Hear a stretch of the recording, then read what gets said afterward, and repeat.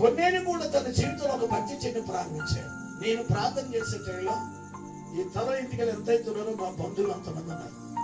విమర్శించాను, తిట్టినోడు కానీ తిట్టినోడు లేడు. మీ నాన్న మెమ్మ ఎక్కడ పేరు పెట్టారని పేరు తిరుపతిలో ఆయన పేరు పెట్టాడు.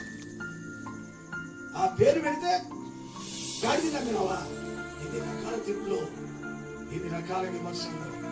ఎన్ని ఎవరు అనుకున్నప్పటికన్నా నాకు రోషం లేదు. ఎవరు అనుకొని ప్రారంభించాను. కన్నీరు కాచ ఉపవాసాలు ఉన్న ప్రార్థించిన ఈ తల వెంట్రుకలు ఎందరో విమర్శించారు, అందరూ రక్షించబడ్డారు, అందరూ సేవకులయ్యారు. అందరూ కూడా ఒక వ్యక్తి భక్తిలో ఉండి కన్నీరు కాచి ప్రార్థిస్తే ఎందుకు మారవు? ముందు నువ్వు సరిగొండు, నువ్వు సరైన మార్గంలో ఉండు, నీతి మార్గంలో ఉండు, యథార్థ మార్గంలో ఉండు, ప్రార్థన జీవితం కలిగి ఉండు, న్యాయంగా జీవించు, ప్రేమగా జీవించు, దీనవంశులు జీవిస్తే ఎందుకు మారరు? ముందు నీలో మార్పు ఉంటే ప్రజలు మార్పు వస్తారు. నీలో విధేయత ఉంటే ప్రజలు విధేయత వస్తుంది. నీలో భక్తి ఉంటే ప్రజలు భక్తి వస్తుంది. ఎందుకంటే ప్రజలు ఎలా నమ్ముతారండి?